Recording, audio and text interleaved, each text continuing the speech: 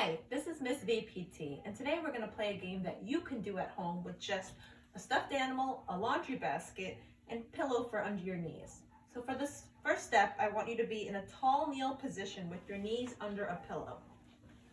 I want you to hold your stuffed animal with both hands and go down to sit on your feet, and as you come up, try to throw the stuffed animal into the laundry basket.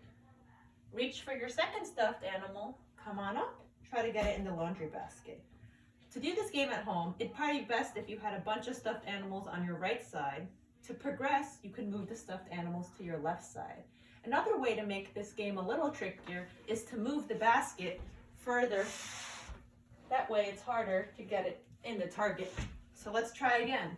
We're going to have them on our side, reach down, try to get them in.